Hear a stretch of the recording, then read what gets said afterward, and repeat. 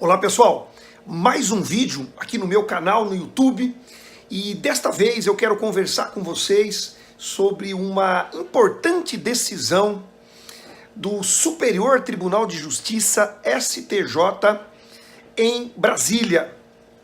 Essa decisão, ocorrida aí no final do ano passado, ela pacifica, né, e reforça e, na verdade, confirma um entendimento que já existia nos tribunais estaduais, nos tribunais de segunda instância. Muito bem, eu estou me referindo à questão da tributação dos cartórios, né?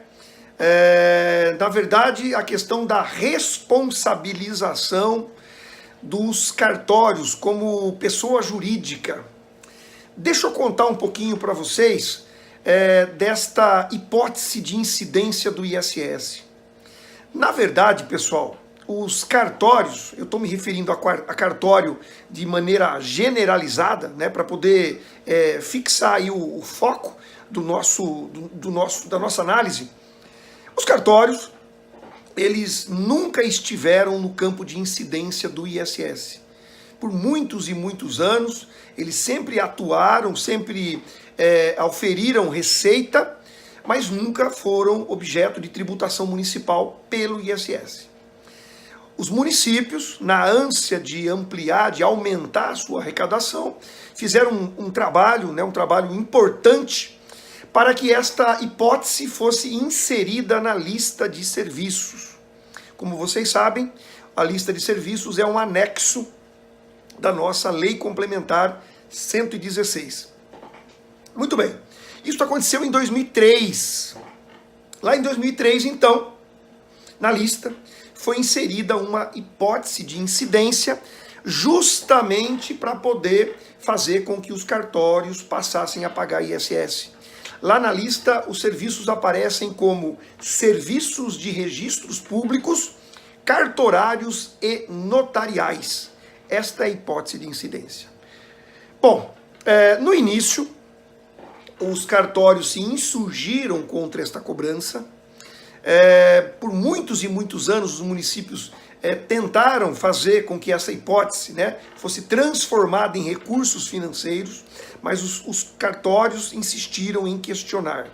Até que chegou um processo ao Supremo Tribunal Federal, STF, e o STF, até de forma surpreendente, ele deu pela constitucionalidade da incidência do ISS nos serviços de registros públicos, cartorários e notariais, pessoal. Olha que interessante. Eu li muito a doutrina defendendo a inconstitucionalidade desta cobrança, sob a alegação de que, na verdade, eles prestam serviços públicos e não poderiam ser tributados. Mas vem o Supremo e diz: nada disso.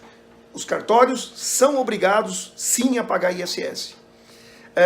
Os cartórios, é importante que a gente lembre, eles prestam serviços, né, por delegação. Está lá na Constituição Federal. São serviços públicos delegados. E o Supremo, então, entendeu que é constitucional a incidência do ISS. Uma outra discussão que corre aí em paralelo é a questão da base de cálculo. Porque aquilo que o cartório cobra do usuário, na verdade, não é 100% daquele valor que fica no cartório. Alguns valores são repassados efetivamente ao Estado. Então a discussão hoje gira em torno da base de cálculo. Porém, né, agora que vocês, nós recapitulamos aí todo o histórico dessa tributação, ocorre que havia ainda uma insegurança com relação à cobrança deste imposto, né? Muitos cartórios não recolheram e não recolhem ainda espontaneamente. O fisco tem que autuar, tem que lavrar o auto de infração, e aí vem a dúvida. E aí? A cobrança tem que ser feita em nome do cartório propriamente dito, que tem CNPJ, ou deve ser feita em nome do titular, aquele que passou no concurso, né? E por delegação, então, ele assume a responsabilidade aí pelos serviços. Muito bem, muita polêmica também em torno disso, Mas eis que agora, recentemente, final do ano passado, o Superior Tribunal de Justiça então bateu o martelo. Pessoal, restou decidido que os serviços de registros públicos, cartorários e notariais, prestados então por delegação pelos cartórios, estes cartórios então não detêm personalidade jurídica. O que impede então deles assumirem, o cartório, assumir responsabilidade tributária, ok? Importante, os cartórios têm CNPJ. Sim, a Receita exige, até para que possa fazer o controle das operações, sobretudo no caso dos funcionários, né? Enfim, mas o fato de possuir CNPJ não é o CNPJ que faz com que seja atribuída a ele a personalidade jurídica. Não, é perfeitamente possível ter CNPJ e não ter personalidade jurídica. Ok? Então os cartórios, a decisão foi no sentido de que eles não detêm personalidade jurídica. O responsável pelos atos decorrentes dos serviços notariais é o titular do cartório. Ok? Então é o titular que assume a responsabilidade e é sobre ele que deve recair então esta responsabilidade pelo recolhimento, por eventual retenção na fonte, inclusive. O cartório não tem legitimidade para figurar no polo passivo da demanda repetitória tributária. Esses são os termos aí do julgado do STJ. Então, tá aí, os municípios agora, aqueles que têm pretensão de cobrança, eles são obrigados, então, a colocar lá no polo passivo, como contribuinte do ISS, ou como responsável tributário, caso seja hipótese de retenção, né? Eles são obrigados a colocar no polo passivo o titular do cartório e não o cartório propriamente dito, que tem CNPJ, mas não tem personalidade jurídica. Tá aí mais uma notícia recente, os meus comentários sobre ela, espero que isso tenha contribuído aí para a elucidação deste tema. Aproveito para convidá-los a assistir outros vídeos aqui do meu canal, um canal exclusivamente de ISS. Se você gostou de algum vídeo, compartilha com os amigos, dá um like, não esqueça de fazer a sua inscrição, estamos chegando aí na casa dos 1000 inscritos, e até uma próxima oportunidade. Um grande abraço a todos, até lá! Olá pessoal, mais um vídeo aqui no meu canal no YouTube, nossa primeira conversa no ano de 2019, e eu aproveito para desejar a todos vocês um excelente ano, que neste ano você realize tudo aquilo que você mais deseja. Pessoal, eu estou voltando ao tema da tributação das sociedades uniprofissionais. Eu já gravei inúmeros vídeos sobre este assunto, tem uma playlist onde eu detalho, conto todo o histórico desta forma de tributação, conto e explico em detalhes a questão dos requisitos estabelecidos pela Lei Complementar, Decreto-Lei número 406 de 1968. Falo também daqueles requisitos inventados, criados pelos municípios. Enfim, na playlist você tem vídeos para compreender muito bem esta forma de tributação, com destaque especial para os argumentos utilizados pelo fisco, mas principalmente com uma explicação de como que realmente nasceu essa forma de tributação e como é que ela ela evoluiu ao longo aí dos últimos 50 anos.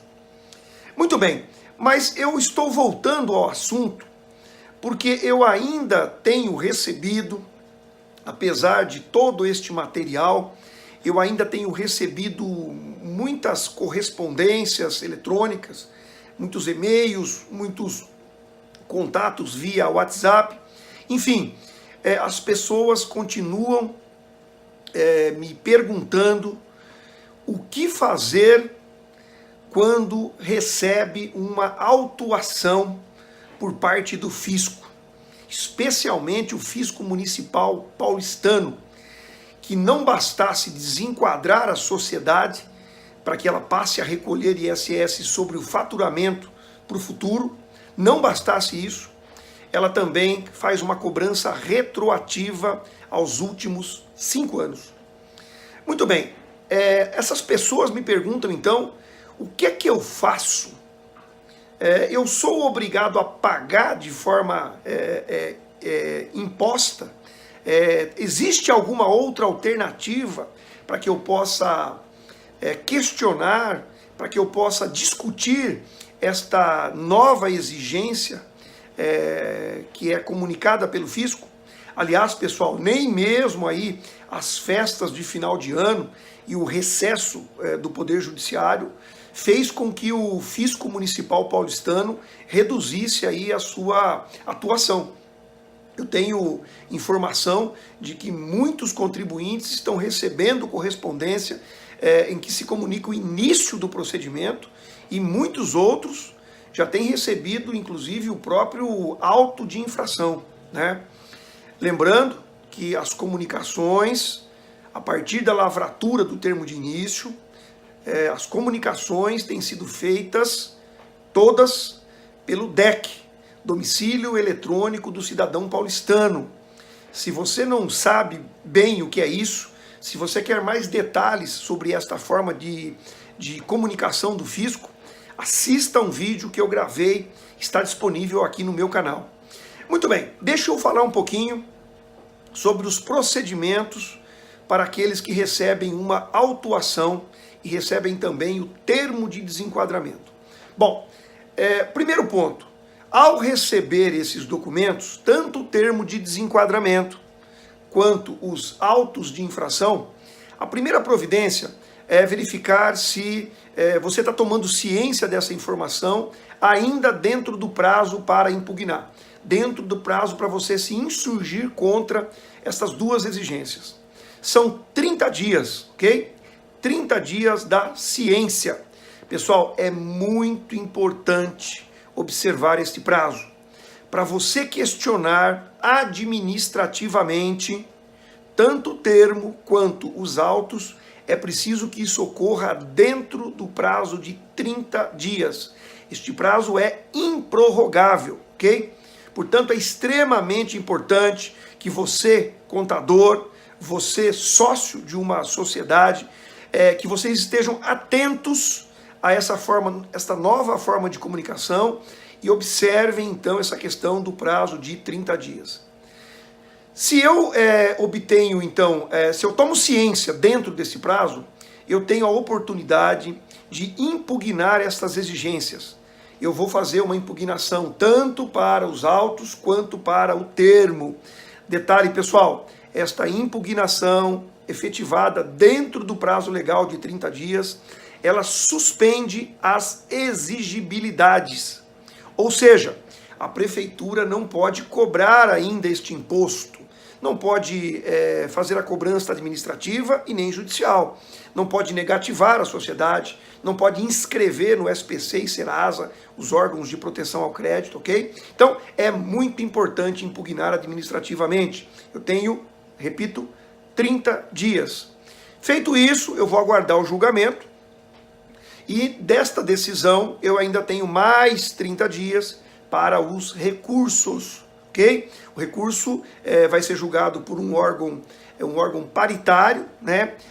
Em São Paulo, esse órgão é chamado Conselho Municipal de Tributos, né? Este conselho, então, ele é um órgão que vai julgar o recurso tanto do desenquadramento do termo quanto dos autos de infração. Olha a importância, então, pessoal, de eu tomar ciência em tempo hábil e eu formalizar a minha insatisfação, eu me insurgir contra este lançamento. Mas, professor, eu tenho alguma chance de êxito na esfera administrativa? Sim, as chances são pequenas, mas elas existem. O mais importante, entretanto, independentemente da chance, é que neste período, até o final do julgamento, primeira e segunda instância, ocorre a suspensão da cobrança, suspensão da exigibilidade. Detalhe, pessoal, não precisa depositar o valor questionado. Esta é a grande vantagem da discussão no âmbito administrativo, ok? Bom, então isso vai fazer com que eu tenha aí, ganhe um tempo, com que eu suspenda essa cobrança, né? E eu possa acompanhar aí a evolução deste tema, né? Especialmente no Poder Judiciário. Pessoal, eu gravei vídeo aqui no meu canal, falando sobre um processo que está pendente de julgamento lá no Supremo Tribunal Federal. Há muita insegurança jurídica em torno deste tema. Vale muito a pena impugnar. Okay? Nós temos condição de te auxiliar nisso. Se você tiver qualquer dúvida, entre em contato conosco. Vai aparecer aí o nosso e-mail e estamos aqui à sua disposição para defender aí os seus interesses, ok? Muito bem. Se eu perdi o prazo, o que dá para fazer, professor? Perdi o prazo para impugnação administrativa. Bom, neste caso, o único caminho é a via judicial. É possível, então, impugnar tanto os autos, né, quanto o próprio desenquadramento, por meio de ações judiciais, ok? Mas veja, ainda que você tenha perdido, isso não significa que você deve pagar o valor lançado pela prefeitura. Você tem total condição de levar o seu caso ao Poder Judiciário para que ele aprecie e, principalmente, para que você tenha segurança jurídica, uma decisão de um órgão imparcial, uma segurança jurídica de que realmente você tem aquela dívida, de que aquela dívida existe e que como tal, então, você tem aí você tem a obrigação de pagar. Mas você só vai ter essa certeza se você submeter o seu caso ao Poder Judiciário. Repito, pessoal, este assunto ainda traz muita insegurança jurídica e a prefeitura, então, portanto, ela ainda não é detentora deste crédito. Se você não concorda, se você se sente injustiçado com esta cobrança, você tem todo o direito de questionar, tanto administrativamente quanto judicialmente. Mais uma vez, eu me coloco à disposição. Aqui no meu canal, nós temos inúmeros vídeos explicando em detalhes cada um destes casos, procedimentos, desses argumentos apresentados pelo fisco e, principalmente, eu trago também detalhes deste caso que vai ser julgado pelo Supremo Tribunal Federal e que pode, inclusive, chegar à conclusão de que os municípios não têm competência para legislar sobre esta matéria. Ok? Espero que com estas orientações, essas explicações, elas sirvam para que você tome a melhor decisão aí no seu caso, ok? A melhor decisão é sempre aquela que eu tomo quando eu tenho conhecimento de todas as alternativas e principalmente que eu tenho conhecimento das consequências da tomada desta decisão. Então, pessoal, mais uma vez, muito obrigado pela audiência. Se você gostou desse vídeo, se você gostou dos vídeos que estão disponíveis no meu canal, dá um like, compartilha com os amigos e não esqueça de fazer a sua inscrição. Mais uma vez, eu me coloco à disposição de vocês, estão aí os meus contatos. Um grande abraço a todos e até uma próxima oportunidade. Até lá!